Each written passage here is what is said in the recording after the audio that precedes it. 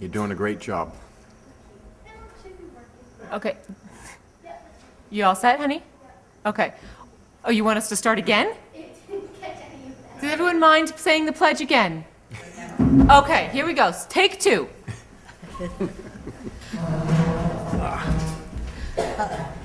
I pledge allegiance to the flag of the United States of America and to the republic for which it stands, one nation, under God, indivisible, with liberty and justice for all.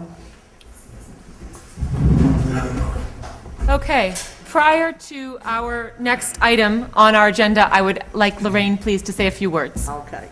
As you probably all know by now, last Friday, John Moore died. He had a heart attack in the morning. They took him to Sanford. They took him from there to Portland, and he died around 6 o'clock at night. They had done surgery, but he didn't come out of it. And so, as you will most all know, I'm sure, John has been an integral part of our town government for many years. He came to town here in 1998, bought Bill Langdon's house up at the end of the H Road on the Acton Ridge Road, and very soon got involved in politics. He was here at almost every meeting that the Selectmen had. He was on the Comprehensive Planning Committee, he was on the Implementation Committee, he was on the Warrant and Finance Committee, he was on the, he was on the election, he was an election clerk. I'm trying to fight for my words here. He was an election clerk. He worked as a ballot clerk many times. And he was well known for his, and appreciated for his clarity of mind and his willingness to investigate everything that he had to do with for the town. As Larissa noted, at the last election when he was elected to the Warrant and Finance Committee, he garnered more votes than anyone else on the ballot. He was well known and appreciated. Just about everybody knew John. They might not know who he was. I had one person call me and ask me about the man on the Finance Committee with the messy white hair. So no matter how you knew John, John was a good man. He contributed a lot to our community, and he's going to be sadly missed by all of us. Thank you very much, Lorraine. If we could stand, please, for a moment of silence for Mr. Moore.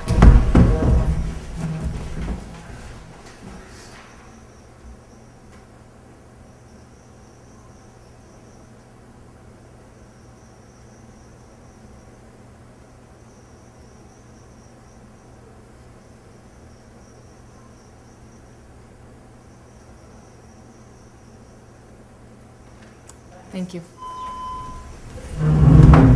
I have made copies of John's obituary, if you haven't seen it, if you want a copy, and I have put it in my column, an abbreviated copy, and I would like to just read you one thing that I didn't know about John that was in his obituary that his son wrote.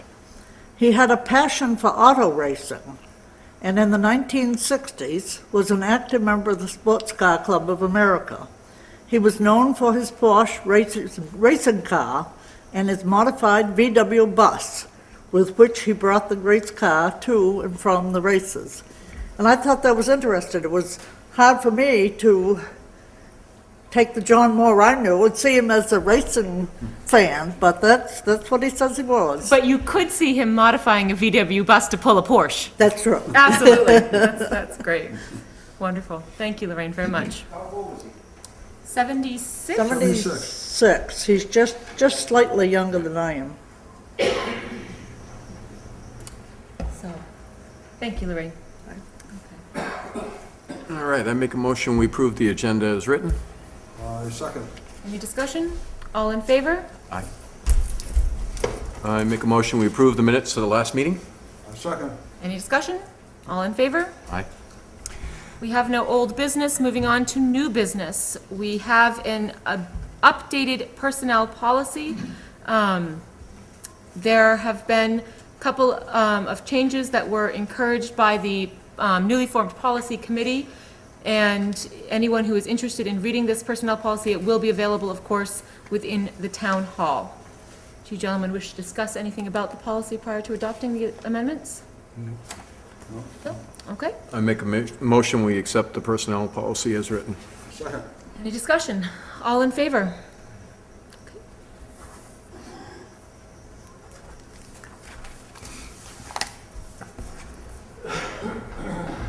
We'd like to thank the policy committee who's looked into this and spent a couple of months writing this up for us, and this is their first policy that they've come out with. They put a lot of time and effort into it, and we appreciate it.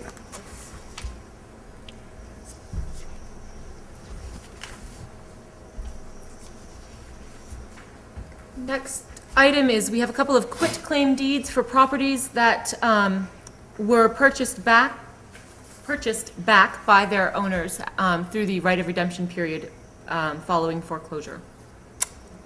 I make a motion, we sign the quitclaim deed for a lot of parcel of land, Town of Acton, County of York, State of Maine, located on Anderson Cove Road and depicted in the Town of Acton, Maine tax maps as map 112, lot 025. Second. Any discussion? All in favor? Okay.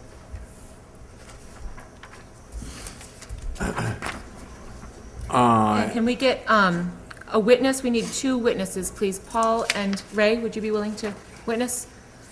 And Lorraine, you, of course. Sometime now, which would be good, yep.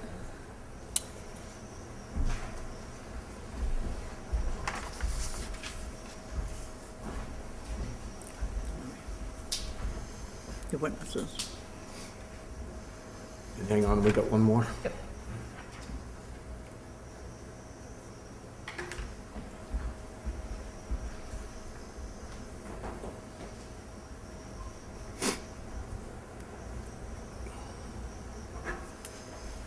One more. No. Okay, I make a motion, we sign the quitclaim deed for a certain lot of parcel of land with buildings thereon located in the Town of Acton, County of York, State of Maine, on 74 Edgecombe Road, and depicted on Town of Acton tax maps as map 256, lot 37. Second. Any discussion? All in favor? Okay.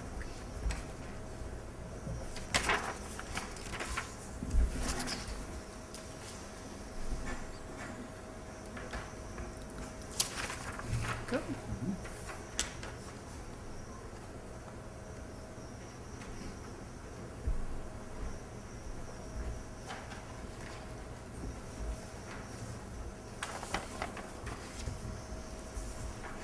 Thank you. Lefty. Only lefties are in their right mind. That's right.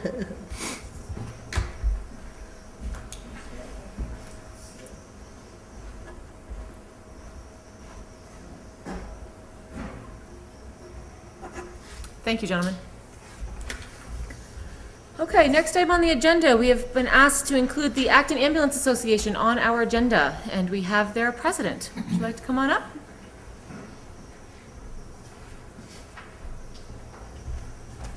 Good evening. My name is Jack Brogan, and I'm the newly elected president of the Acton Ambulance Association. Basically, I'm here at the town hall tonight to request the selectmen's permission to join the Acton Ambulance Association with the Acton Fire Department. In other words, we'd like to merge with the fire department. I'm relatively new to the association, but basically the way I've heard it's been sort of a separate entity within the town. And as more members in the fire department and the ambulance got together, it just seems like a great idea that we should merge. We have, a common bond, a common goal, to serve the citizens of the town of Acton. And the Acton ambulance right now is currently housed in the fire station. And when we do get an ambulance call, we do respond to the fire station to get the truck and go on with the call. And I also feel that we probably would get a better response as far as membership goes on going to the ambulance calls. because I don't know if anybody has a scanner or a pager, but to me, it's very frustrating, to hear the tone go off on the pager, not once, not twice, but sometimes 3 times, and nobody responds. I understand people work, their job comes first, I understand that, and, but I feel that if we merge the two together, we'll probably get more of an interest. There seems to be somewhat a lack of interest in the ambulance right now, but I would like to get the fire department and ambulance to merge, and perhaps we'll,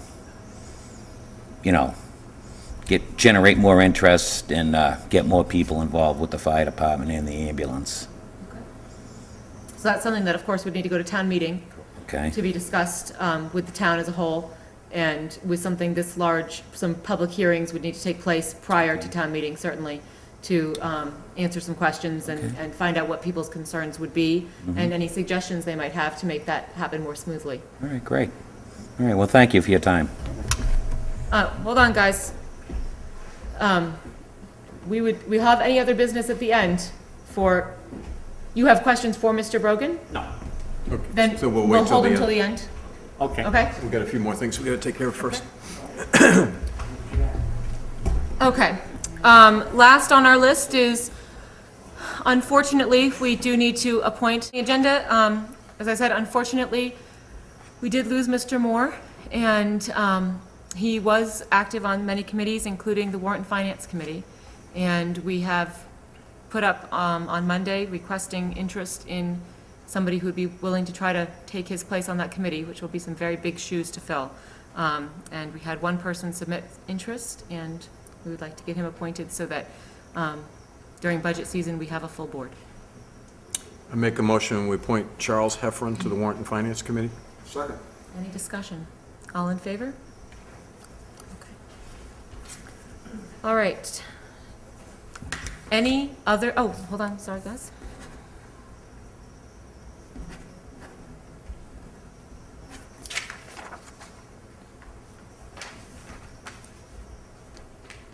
The appointment says January 27th, we're gonna have to do it again.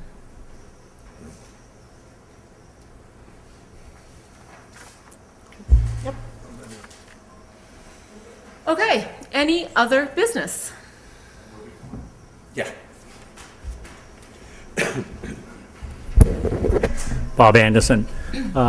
Jack is new to rescue, he's just made president, but just to give you a background, Acton Ambulance Association is a nonprofit organization.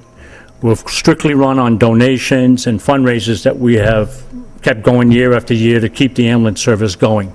The fire department is run by the town under their own budget. The problem is, it's harder to do fundraisers nowadays. Our bills are going up more and more in the ambulance service between training for the personnel, the ambulance, insurance, the new building, maintenance of that and all that, and it's costing us more than we are making in fundraiser-wise. And it's got to the point, if the town of Acton wants to keep this ambulance association going, in the best interest would be to merge with the fire department and work under their budget. We still pull in income on calls, but it just hasn't been enough to cover our financial means in the years now, and it's hard to get volunteers now because everybody has their own agendas, so they're working during the day. And the problem with Acton is we have a older community than we used to have. And unfortunately, we're getting more calls with the older people, and a lot of our guys are working, and they're not available when they could be. So hopefully it would be for the better that we do merge with the fire department, and maybe we can keep it going longer. Thank you. Thank you, Bob. Thank you.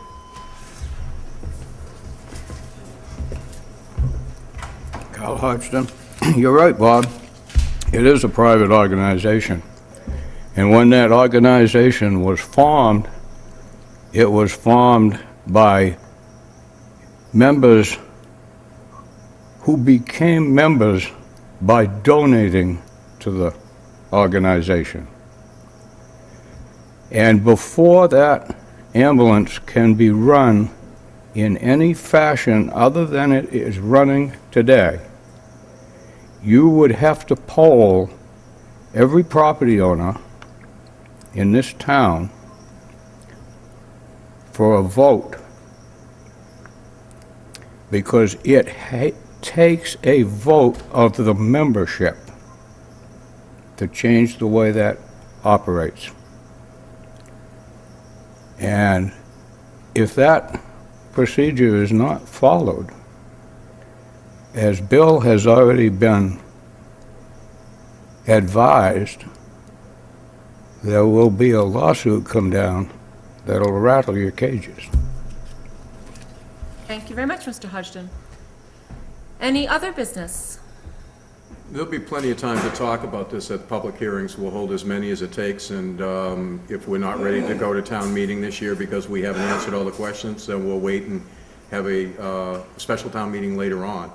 We're not going to rush it through. We're going to make sure that we do everything that we need to do, both legally and what's right for the community. So there'll be plenty of time for anybody to bring up anything that they have when we have public hearings. Any other business? Ray Lopez. Here's my question. I've been out and about, not sure. Did the whole reval process already finish, take place? The revaluation, they are 95% finished with first visits only. So they have gone to 95% plus of all the properties in Acton for a first visit. If the property owner has been home and has been, wanting them to come in and inspect, they have done so. If they have not, they have left a card so the property owner can call and make an appointment at their leisure to have them come back for a second visit.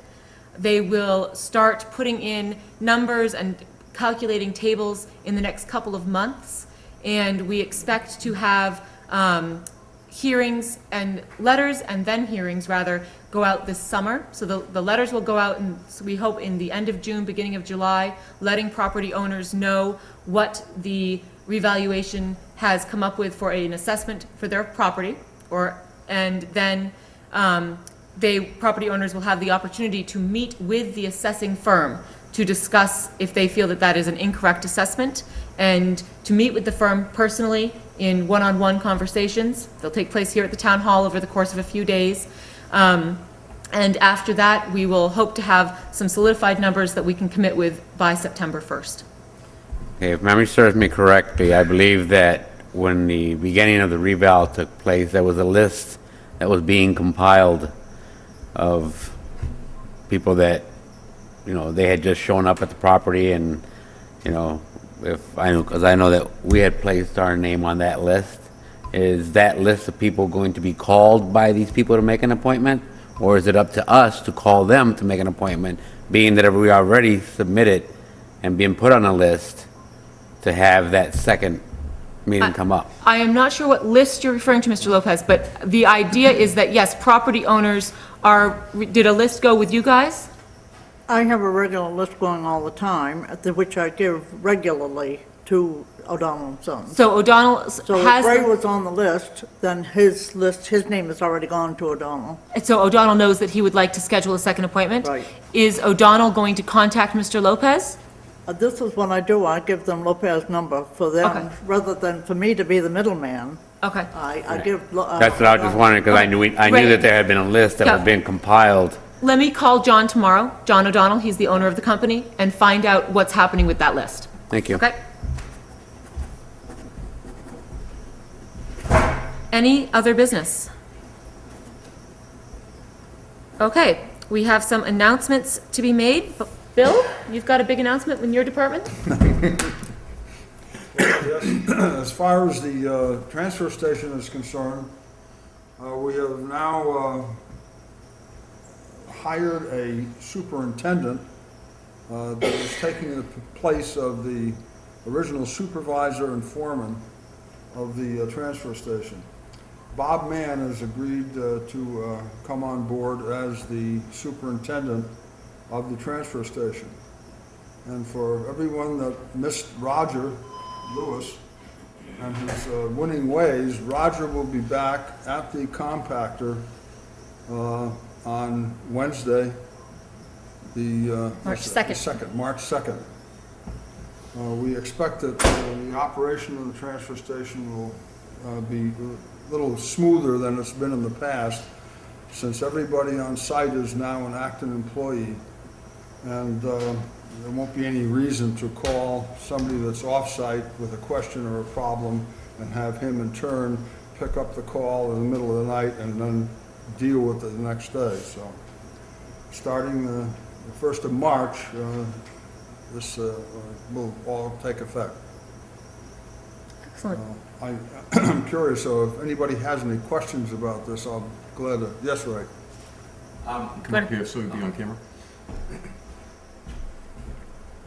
So we got rid of a supervisor And a And- manager. and a manager. The manager is coming back as a manager position? No. Or just as a regular No one's employee? coming back. We eliminated, we had a I thought Roger transfer was coming. station department head, the manager, and that was off-site most of the time.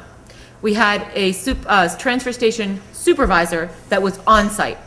We eliminated those 2 positions and created 1 new position that is always on-site and is in charge of doing the budgets and so forth. So that the person where the buck stops is there during the day to know what's going on.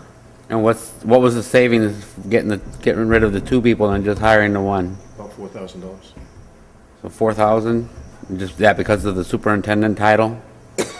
Or does he have? $4,000 less than the. I know, but I'm saying you got rid of a supervisor and a manager. Right, And you hired a superintendent. right. So with that title, obviously comes more money. Now what, It's not more money. If you take the Well- 2 salaries, because the manager was a stipend position of $6,500 a year. Okay. And all he did was paperwork, the budget and things like that, and was never on site. The supervisor was just paid a higher hourly rate because he was also the supervisor, but he was one of the workers. So we eliminated those 2 positions, created 1 position, so we have a working superintendent who's also going to do the budget and be in touch with DEP and all the contractors and all that. yeah, but I was just wondering, as far as the title of superintendent, did that come with, did he have more schooling behind running that type of an operation, or what are his credentials? We advertised, look, do you want to handle this question? Yeah, we advertised the position, and it was on the website, and Channel 26, I believe. Right, I saw that. In the newspapers. But we had 7 applicants. We narrowed it down to 3 who we interviewed, and of the 3, we chose Bob Mann as having the most experience for the type of job we're talking about. I guess what I'm The looking, experience that we required was they needed to have at least 5 years of management experience where they were managing a crew of people within a customer service environment. Because that's really what the transfer station is. The goal is to provide excellent customer service. But you also need to be able to manage a staff. So we needed a person who had experience managing a staff within customer service environment at the same time, and who also had excellent mechanical skills to help maintain equipment and just make sure that the transfer station was functioning properly. but you would also have to have that person be pretty familiar with the MSDS and the different chemicals and whatnot and disposal of all that. And I'm just wondering if this man, in the vetting process, he qualified under all those requisitions. We discussed it, and none of our applicants had full accreditation with whatever state, agencies for dealing with the disposal of waste and so forth. Our contractors have those, because our contractors are the ones that are taking the waste away. And we did ask our applicants, are you willing to take training with the state if we feel it's necessary? And the answer was yes. Okay, so they don't have that, at this point in time, they don't have that type of qualification. And we do not feel that it is necessary right off the bat, because like I said, our waste oil is picked up by a contractor, our scrap metal is picked up by a contractor. It's a transfer station, none of the items stay there. They are Right, but transferred. if you do have a spill, how would they handle that? The person on site would have to know everything that they have to do as far as getting with the EPA to clean all that stuff up, so that the town of Acton wouldn't incur any of the fines that come with that. So that is a very important part of someone managing the transfer station. You'd probably contact the fire department, that'd be the first thing you'd do in a spill. We have an EMA director, and we have an EMA protocol. I think that Mr. Mann that we have hired is interested in taking training that we see is necessary. We can certainly have him discuss this with Mr. Walsh, who is our EMA director, if they feel that it's necessary for him to have hazmat training, et cetera. But with the applicants that we had, Mr. Mann has many, many years' experience in managing a crew of mechanics and doing so in a very active customer service environment. He himself was a mechanic. He has excellent mechanical skills. We really do hope that he will be a good fit for the job. Okay, thank you. Marissa, I also do feel that his former job, he was exposed to the same elements that he'll be exposed to at the Absolutely. transfer station. Yeah, transmission oil, regular oil, all the They're things just that are the involved with same, and automobiles, he will- battery acid. He He's will had have already received some training in this from his position that he held before. Okay. Other announcements are that we are looking still for any interested members to be cable committee members. Also, we are, again, unfortunately, looking for a replacement for Mr. Moore on the Forestry Committee and on the Zoning Board of Appeals as an alternate member. Those are both only until the end of June. So, those are positions. Any other announcements, gentlemen? Yeah, we have just put on the website and hopefully on the TV, and we're going to put it out in the newspapers.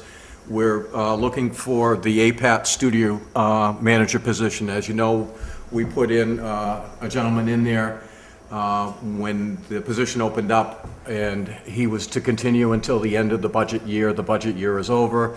We've gotten the new money from the cable company, so now we are advertising the position, and we'll do interviews and then pick somebody that will be permanently put into that position. So that job is on our website and possibly on the TV already. Bill, do you have anything? I don't. Okay, do we have our staff meeting being shifted? Yes, to March. Went to Fourth? Thursday. Thursday, March 3rd at 3? Right, I believe it's the third. We had a staff meeting scheduled and posted for tomorrow morning, but due to weather concerns by our staff, we will be having that meeting instead next Thursday at 3 PM here at the Town Hall. Okay. Entertain a At what motion. time? 3 PM. Is that correct, Tim? Yeah, just So you're before. not gonna have a morning one? No. Oh. We decided the staff would probably prefer to come in an hour early for their evening shift rather than an hour early for their morning. You're gonna have it on March 3rd, 3 PM. All right. Want to make a motion? I make a motion, we adjourn. That's when Judge Judy's on. I'm sorry. It's a mandatory meeting. I second. Any discussion? All in favor? Meeting adjourned.